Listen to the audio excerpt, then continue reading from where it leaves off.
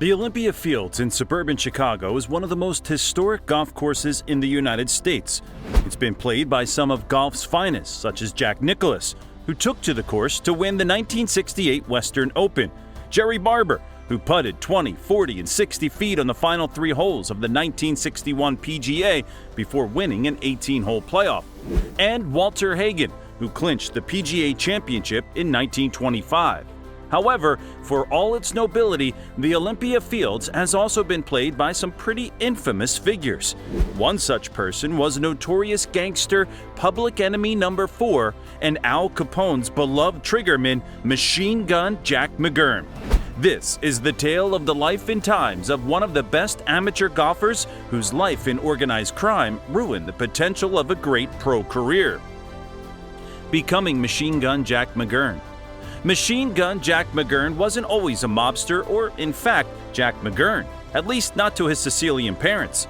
McGurn was born in Licata, Sicily, under the name Vincenzo Antonio Garibaldi, the oldest son of Tommaso and Giuseppe Verderami Garibaldi. His dreaded moniker wasn't because his family had ties to the Italian mafia. No one in the criminal world even regarded him that way. If anything, this title was given by the press, who were fond of giving gangsters nicknames to increase their infamy. For the gangsters themselves, who'd rather stay off the news, these inventions were hardly pleasing. So anyone attempting to greet Al Capone as Scarface might soon have a scar of 2 of themselves. Upon moving to America, McGurn, then Vincenzo, settled in the slums of Brooklyn with his family. There, he received primary education at a public school before his family relocated again to Chicago when he turned 14. Vincenzo's journey to becoming McGurn was ripped straight out of a Jet Li movie. His family wasn't the wealthiest around, but they were good, and he lived a decent life with a cozy bed as opposed to living in the streets. So, from the get-go, Vincenzo had the opportunity to grow up into a fine, law-abiding citizen. For the most part, he had no intentions to stray from the coziness of his upbringing. Then he fell in love with boxing. This was his first brush with discrimination and organized crime. Vincenzo was a great boxer in his youth and tried going pro. The only problem was that Italian boxers weren't given as much chance as stardom as Irish boxers, who were more popular and got the best bookings. This was when Vincenzo Antonio Garibaldi first became Jack McGurn, earning himself the moniker Battling Jack McGurn. Between September 1921 and June 1922, he fought 5 matches, notching 2 wins in the process. Although his change of name was due to his love for boxing, it became cemented in infamy in 1923. The now McGurn suffered a life-changing event that led him down the path of organized crime. His stepfather had a rough run-in with 3 mob enforcers, which resulted in his death. McGurn swore revenge on all 3 men and went after them himself. In what could only have been a bloody mission, the rather young McGurn exerted his vendetta flawlessly.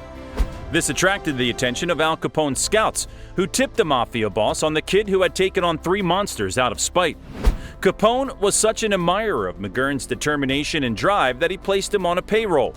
Then, McGurn joined one of the mafia's academies for up-and-coming mobsters. He rose through the ranks quickly and kept aside a huge chunk of his paycheck, which he used in purchasing part ownership of a speakeasy in Green Mill.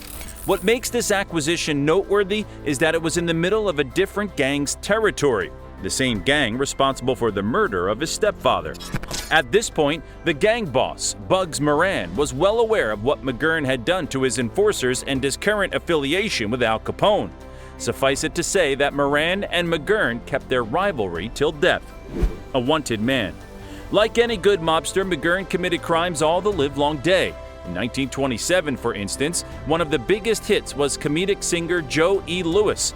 The singer played his act at McGurn's Green Mill but considered moving to a different territory. When the manager informed McGurn, the ex-boxer set out to convince Louis to have a change of mind. But the singer was having none of it.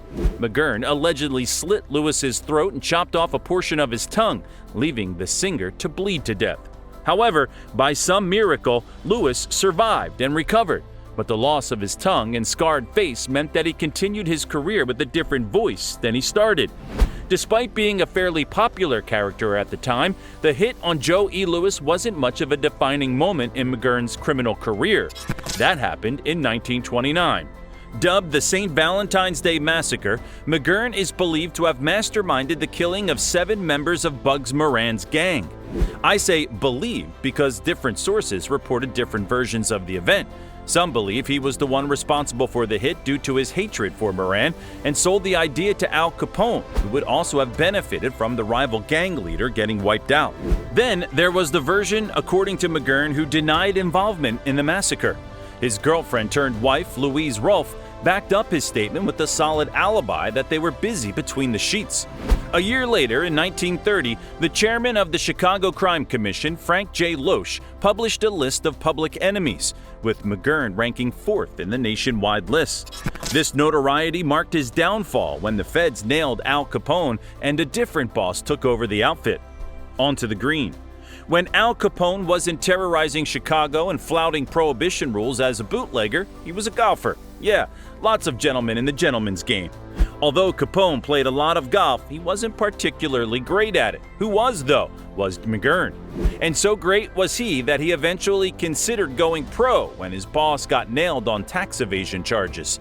In 1933, 2 years after Al Capone's imprisonment and months after McGurn had been cut off by the new boss, Frank Nitti, the triggerman showed up at the Western Open at Olympia Fields as one of the competitors. He registered under his real name, Vincent Gabbardi, and allegedly introduced himself as a professional representing the Evergreen Public Course. McGurn shot 83 in the first round and trailed many of the more prominent golfers on the course that day, such as Jock Hutchinson, Tommy Armour, and McDonald Smith, who would eventually win the Open. However, the day before the Open, the municipal judge, Thomas Green, had issued a warrant for the arrest of McGurn and 24 other gangsters under the criminal reputation law. McGurn's whereabouts were unknown until the chief of detective noticed his name on the sports pages on the morning of the second round of the Open. 2 sergeants were promptly dispatched to bring McGurn in. The sergeants were well aware that McGurn was not to be taken lightly and made a detour at the Homewood station of the county highway force to enlist the help of 5 other policemen and a certain Lieutenant Frank McGillen. McGurn was approaching the 7th green, 1 under par for his round, when McGillen stepped on the course to inform him about the warrant. McGurn listened quietly before calmly asking McGillen for permission to finish the game. He got the go-ahead and made a double bogey 6. McGurn proceeded to tee off on the 8th hole. Louise Rolfe, his wife, who had been standing on the fairway the entire time, approached the policeman and snapped, "Whose brilliant idea was this?" A photographer chose this moment to begin taking pictures of McGurn. His attention turned to the fellow immediately, and his once calm disposition switched to fury. McGurn ran over to the photographer and grabbed him by the shirt, yelling, "You've busted up my game!" Louise, now standing with the policeman, looked on approvingly. The monster looked to have steadied himself again for an 86, but his 36-hole total of 169 was nowhere near the cut. That was it for him. After finishing on the 18th green, McGillen tapped McGurn's shoulder and the uniformed policeman breezed onto the course. An undeterred McGurn proceeded to shake hands with the 2 other golfers he'd played with before addressing the officers. "I broke the law? I was out playing golf, so they arrest me. Trying to suppress crime, eh? It's the punks out pulling stick-ups who shoot the policemen. Why bother me? I haven't done anything for a year." They led him away to the car park, where he was allowed to get in his coupe. 2 policemen occupied the rumble seat next to McGurn and Louise as they drove to the Homewood station. Surprisingly, despite being booked for vagrancy, there wasn't enough evidence to tie McGurn to any crimes. Even when he was questioned by several FBI agents, he gave them nothing. He'd be released eventually, but before that, took a moment to address the reporters that had gathered. "Just put it down," he said, "that I'm booked for carrying concealed ideas." One less gangster. McGurn met his demise in 1936. At the time, he'd been kicked out of his criminal outfit and tried and failed to get into professional golf. As his money and connections dwindled, his paranoia spiked. He constantly feared for his life and was a nervous wreck, going as far as seeking safe harbor from Chicago police. One of his last vices was meeting up for some late-night bowling with whatever friends he had left at the time.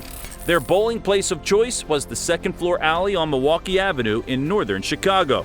He drove up to the alley and picked up a score sheet when the owner of the place handed him a Valentine's card someone had left him. McGurn studied the card, which featured a drawing of a destitute man and a woman standing behind a for sale sign hawking their household goods. A message was printed on the card. It read, "You've lost your job, you've lost your dough, your jewels and cars and handsome houses, but things could still be worse, you know. At least you haven't lost your trousers." It was a dark joke, but McGurn understood it well enough.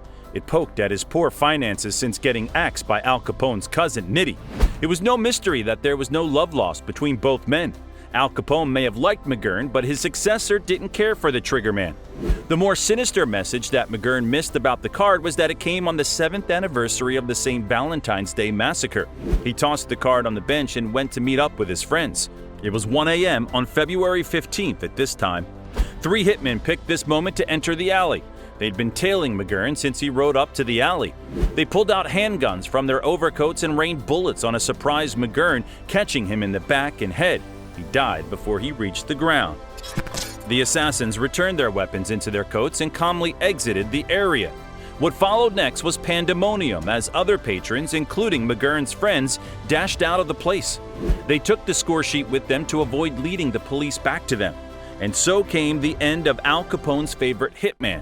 Popular belief is that McGurn's death came at Nitti's orders. Apparently, the triggerman was unhappy about being ostracized and threatened Nitti if he wasn't allowed back into the rackets. So, Nitti had ordered his henchmen to dispatch McGurn and framed the Moran gang in the process. Or perhaps it was just Moran. He'd survived the massacre 7 years ago by a hair's breadth and tried but failed to get his revenge on McGurn. Perhaps he succeeded this time. Either way, a great player who might have just been one of the best in his time had gone to his grave as a decent boxer, unfulfilled golfer, and ex-mobster. If you enjoyed videos like this that uncover the dark past of golf, please like, share, and subscribe for more. See you in the next one.